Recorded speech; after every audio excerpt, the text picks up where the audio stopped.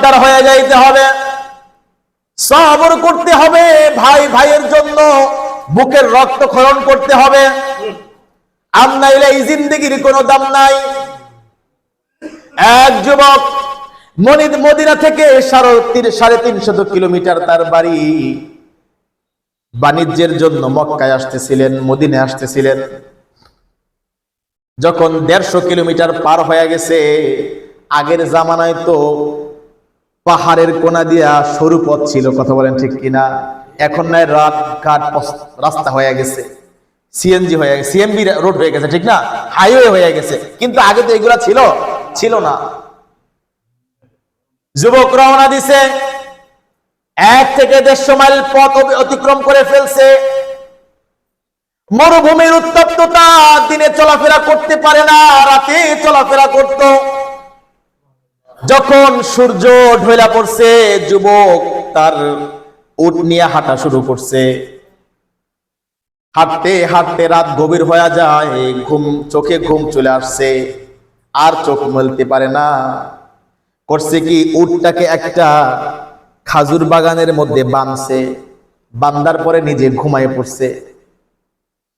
ঘুমানোর পরে সকাল হয়ে গেছে, যুবক টের পায় নাই।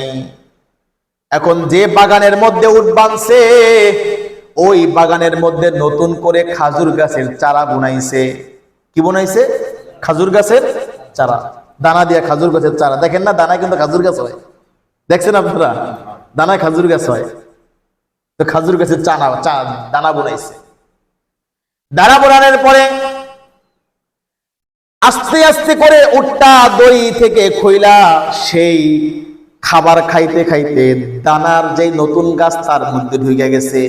এখন সেই দানা লাগানো গাছগুলা খাইতেছে, খাজুর গাছগুলা খাইতেছে। জমির মালিক মুরব্বি চলে আসছে সকালে, আইসা দেখতেছে তার ক্ষেতের মধ্যে উট। দূর থেকে হাই হুস করে, কিন্তু উট লড়ে না। এখন তিনি মনে করলেন, যদি আমি ভিতরে যাই দৌড়ানি দেই, তাহলে উটটাই কি করবে? আরো ক্ষেত নষ্ট করবে বেশি, ঠিক না?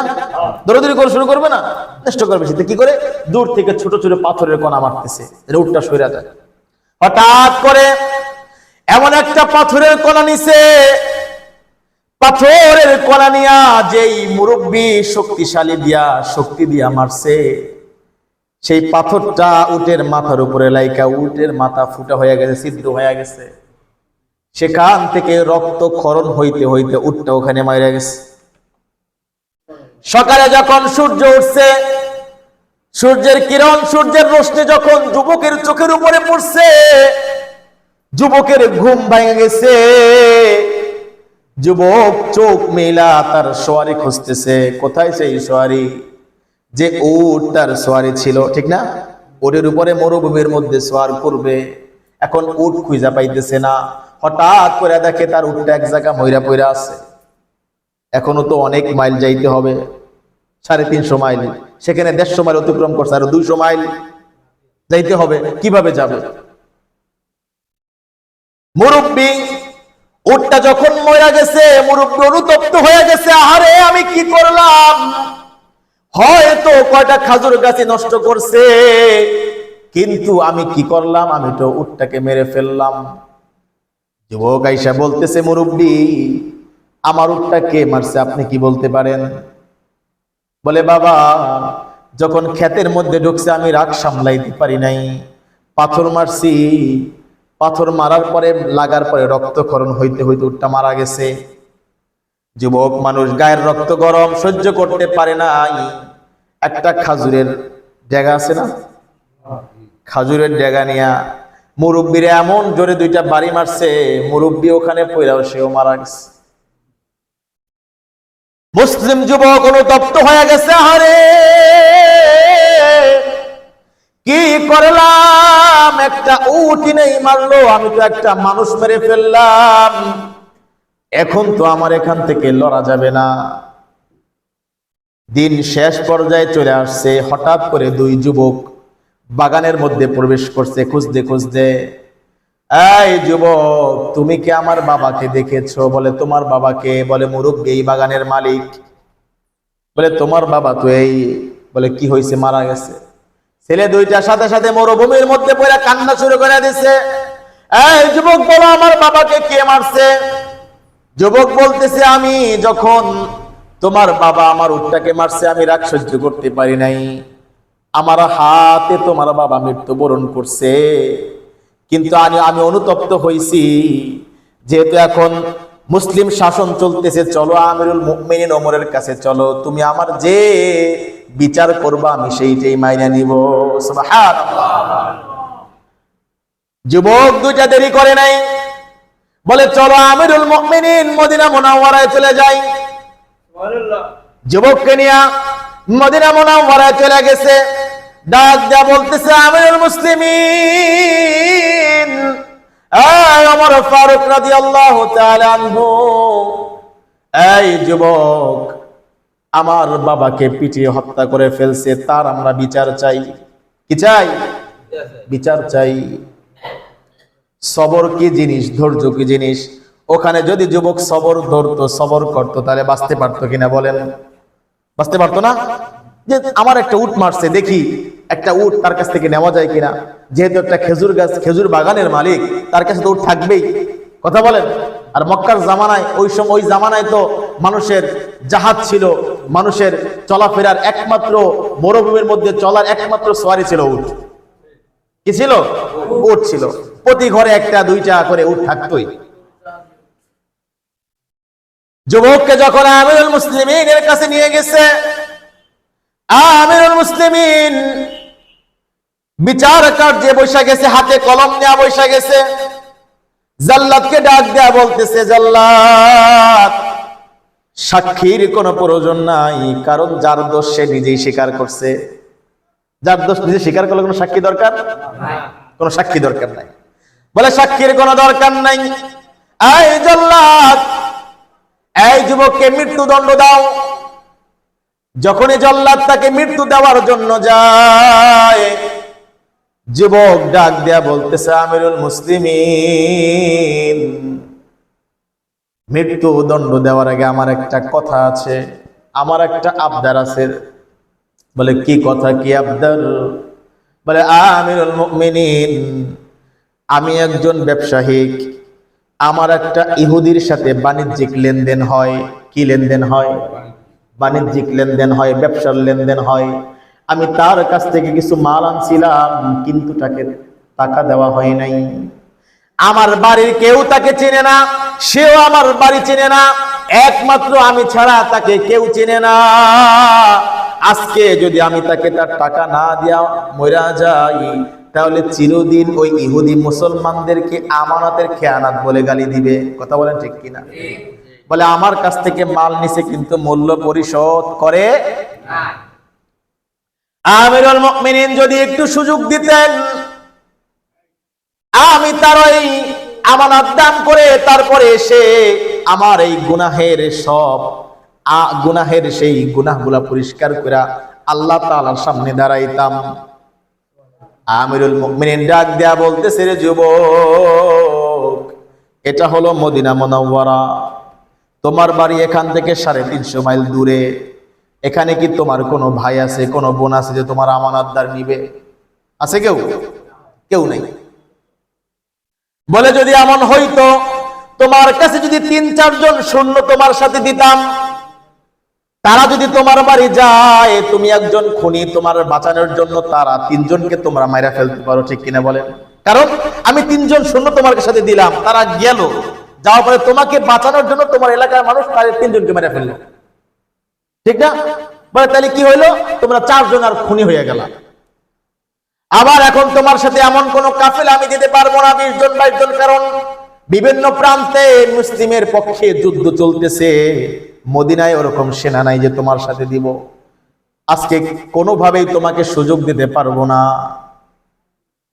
জল্লাদকে ডাক দেয়া বলতেছে, তার গর্দান উড়ায়া দাও। যুবক ডাক দেয়া বলতেছে, আমিরুল মুসলিমিন, না না, মদিনা মুনাওয়ারায় আজকে আমার বাপ নাই যে আমার এই আমানতদার সে নিবে। আমার কোনো বোন নাই যে আমার আমানতদার সে নিবে। আমার বোন নাই। আমার কোনো জোরের ভাই নাই যে আমার আমানত দিন নিবে, আমি তাকে আমানত রেখে তারপরে মদিনা মুনাওয়ারা থেকে চলে যাব। ইহুদির সেই পাওনা আমি বুঝাইয়া দিব। এমন আমানতদার আমার কাছে নাই, যেহেতু নাই আমাকে মৃত্যু দান করেন। কথা বলেন, কি দান করেন? মৃত্যু দান করেন। হঠাৎ করে একজন দূর থেকে বলতেছে, আমিরুল মুসলিমিন, যতই দূরে তার বাড়ি হোক, কিন্তু আমার হাবিবের মুখ থেকে আমি শুনতে পেয়েছিলাম আল মুসলিমু আখুল মুসলিম, মুসলমান মুসলমানের ভাই।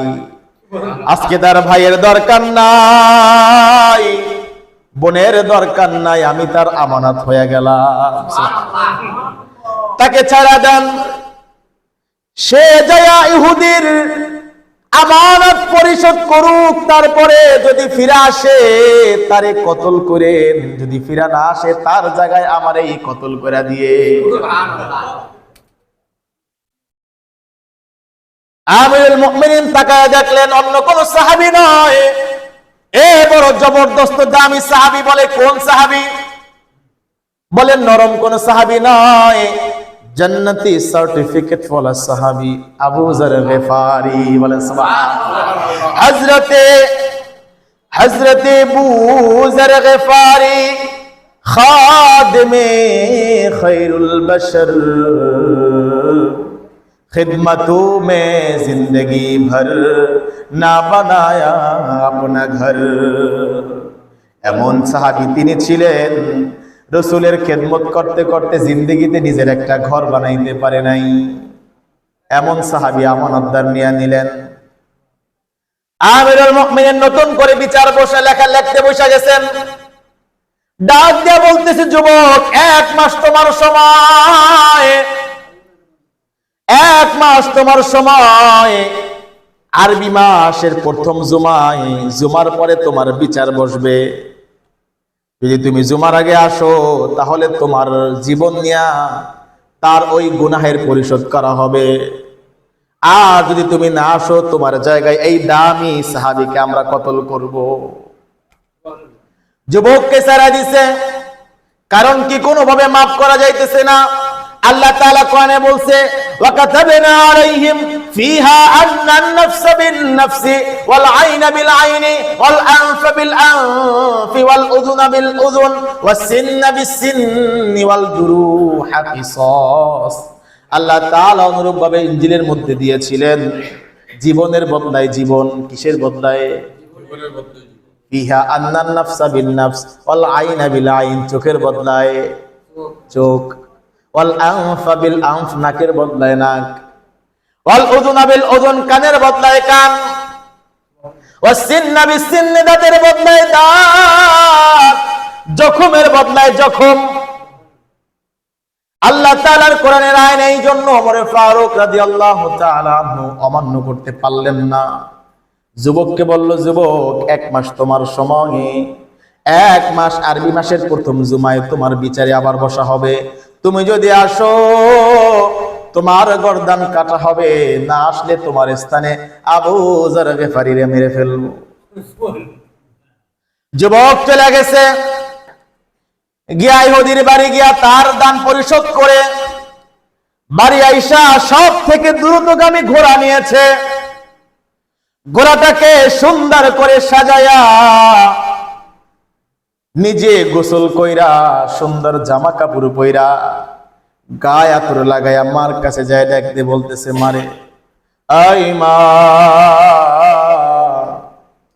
প্রতিবার যখন বিদায় নিয়ে যাই আবার ফিরে আইসা তোমার দরজায় ডাক দেই রে মা। মারে, এবার এমন একটা বিদায় দাও যে বিদায়ের পরে আর দেখা হবে না রে মা। মারে, তুমি কি চাও কিয়ামতের ময়দানে তুমি একজন খুনির মা হয়ে দাঁড়াইবা? না রে মা, একটা গুনাহ করে ফেলছি রে মা, বিদায় দাও। মদিনা মুনাওয়ারায় যাব নিজের জীবনটাকে পবিত্র করার জন্য, নিজের জিন্দেগিটাকে পবিত্র করার জন্য। গুনাহ করেছি, একজনকে কতল করেছি, নিজে কতল হয়ে সেই গুনাহকে মাফ করাইতে যাইতেছি রে মা। মা, আর একটা কথা বলতেছি রে মা, ছোটকাল থেকে লালন পালন করেছো মা, দুধের দাবিটা ছাড়া দিও রে মা। তোমাদের জন্য কিছু করতে পারি নাই রে মা, আমাকে পাঠায় দাও, ফেরত দিয়া দাও রে মা। মার কাছ থেকে বিদায় নিয়ে বাবার কাছে যায়, ডাক দিয়া বলতেছে, রে বাবা, আয় বাবা, দেন রে বাবা, বুকটা একটু আমার কাছে দেন। কত না ওই বুকের মধ্যে আমারে ঘুম পড়াইছেন, কত না বুকের মধ্যে আমাকে রেখেছেন, কত না ওই হাত ধইরা দুইজনে রাস্তায় রাস্তায় হাঁটছি রে বাবা। প্রতি বছর যখন, প্রতি সময় যখন বাণিজ্যিক কাজে বিদায় নিয়ে চলে যাই, আবার ফিরে আইসা আপনার মুখটাকে দেখি, বাবারে আজকে এমন ভাবে বিদায় দেন, আর ফিরে আসবো না রে বাবা। বাবার কাছ থেকে বিদায় নিয়ে যুবক রওনা হইল মদিনা মুনাওয়ারায়। জুমার নামাজ শেষ, ওমরে ফারুক দুইজন সেনা আবু যর গিফারীর বাড়িতে পাঠাই দিয়েছে। বলতেছে, আবু যর, জীবনের শেষ নামাজ পড়ার জন্য মসজিদে মুনাওয়ারা এলাম, কারণ আপনাকে যে আমানত রাইখা গেছে তার কোনো খবর নাই। আজকে তার স্থানে আপনাকে আমরা কতল করব। আবু যর গিফারীকে নিয়ে আসছে। ওমরে ফারুক রাদিয়াল্লাহু তাআলা আনহু বিচারের কাছে বসে গেছে। দুই যুবক আইসা দাঁড়ায় গেছে, হুজুর দেন আমার বাবার বিচার করে দেন। আমিরুল মুমিনিন সাদা কাগজ বের করে ডাক দিয়া বলতেছে, আয় জল্লাদ যাও, আবু যরের গর্দান ওড়ায়া দাও। আমিরুল মুমিনিনের চোখ থেকে অঝরে পানি পড়তেছে। মদিনার সমস্ত মানুষ হুক্কার দিয়া কাঁদতেছে। আহারে, দোষী একজন মানুষের স্থানে নির্দোষী একজন মানুষকে কতল করতেছে। কেমন সাহাবী ছিলেন! জিবরাইল আলাইহিস সালাতু ওয়াস সালাম একবার হুজুরকে আয়েশা ডাক দেয়া বলতেছে, হুজুর, ইয়া আল্লাহর হাবিব, ওই যে আপনার সাহাবী আবু যর। আল্লাহর রাসূল অবাক হয়ে যায় যে তুমি কিভাবে আবু যরকে চেনো? বলে, হুজুর, শুধু আমি নয়, আসমানের সমস্ত ফেরেশতা আবু যরকে চিনে। বলে, কেন চিনে? দুইটা কারণ তার মধ্যে। এক নম্বরে কারণ, লিসিগরিহি আলা নাফসি, নিজেকে সব সময় ছোট মনে করত। বলে সুবহানাল্লাহ।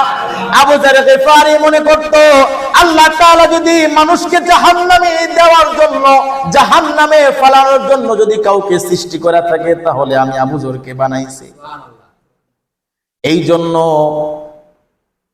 আকাবিররা লেখেন, তিনি নাকি নিজ দিকে তাকাইয়া হাঁটতে হাঁটতে তার ঘাটটা বাঁকা হয়ে গেছিল, নিজেকে ছোট মনে করত। দ্বিতীয় নাম্বার কেন? লিকাসরাতি তেলাওয়াতি সূরাতুল ইখলাস। যেদিন আপনি বলেছেন সূরা ইখলাস 3 বার পাঠ করলে 1 খতম কোরআনের সওয়াব আল্লাহ তাআলা দেয়, বলেন সুবহানাল্লাহ। সেদিন থেকে আবু যর কতবার, কত হাজার বার যে সূরা ইখলাস তেলাওয়াত করতে হিসাব নাই। এই জন্য আল্লাহ তাআলার কাছে দামি হয়ে গেছে। দোষী মানুষের জায়গায় নির্দোষী মানুষকে কতল করার জন্য প্রস্তুত করা হয়েছে। মদিনার মধ্যে কান্নার রোল পড়ে গেছে, মানুষগুলা কান্দে। আহারে, কেমনে একটা জান্নাতি সার্টিফিকেট ওয়ালা সাহাবীকে আজকে দোষী মানুষের জায়গায় কতল করবে? জল্লাদ এক পা সামনে যায়, 2 পা পিছনে যায়। এরকম বিচার আমি কখনো করি নাই। নির্দোষী মানুষের গলার উপরে কখনো আমি ছুরি চালাই নাই। আজকে তার গলার উপরে আমার ছুরি চালাইতে হবে। হঠাৎ করে একজন লোক ডাক দেয়া বলতেছে, আমিরুল মুসলিমিন, একটু সময় নেন, কে জানি মদিনার বালুর ঝড় তুইলা এই দিকে আসতেছে, একটু সময় নেন, দেখি কে আসতেছে। মদিনায় বালুর ঝড় তুইলা আসতেছে। আয়েশা ঘোড়া থেকে লাফ দিয়া পয়রা ঘুটনো হয়ে গেছে, 2 হাঁটুর উপরে দাঁড়ায় বলতেছে, আমিরুল মুমিনিন, নামাজের আগেই উপস্থিত হয়ে যাইতাম। রাস্তার মধ্যে জিন পোস্টার ভেঙে গেছে, এই জন্য আমার একটু দেরি হয়ে গেছে। আমার ওই আমানতদার ভাইকে নামায়া দেন, তার জায়গায় আমারে কতল কইরা আমার গুনাহের সাজা আমাকে দিয়া দেন।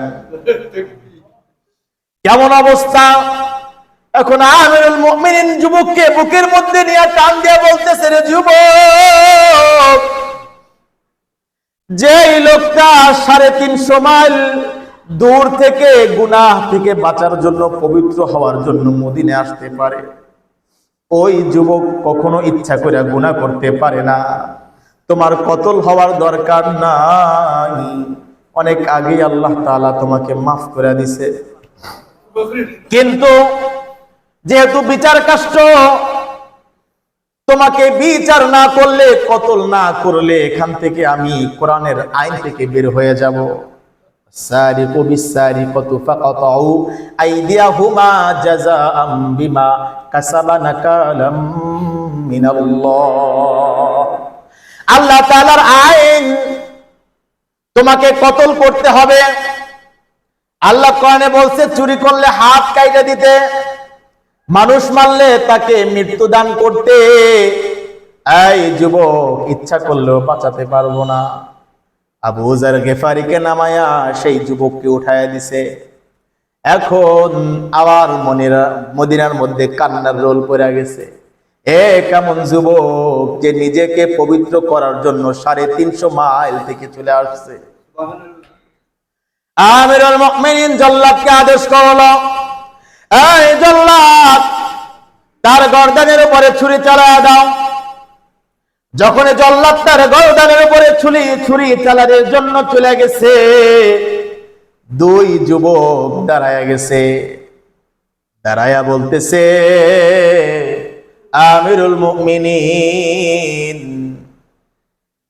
আজকে যেই যুবক 350 মাইল দূর থেকে পবিত্র হওয়ার জন্য মদিনে আসছে, ওই যুবক কখনো আমার বাবাকে ইচ্ছা করে হত্যা করতে পারে না।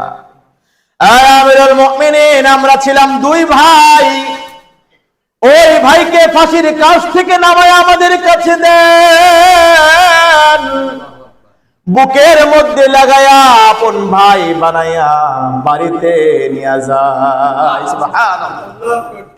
বলে তাকে মারা হয় নাই, কতল করা হয় নাই, শুধু কিসের কারণে? একটা হাদিসের উপরে আমল করার কারণে। বলেন কিসের কারণে? আল মুসলিমু আখুল মুসলিম, আমানতদার হয়ে গেছিল। কি হয়ে গেছিল? আমানতদার হয়ে গেছিল। ভাই ভাইয়ের জন্য আমানতদার।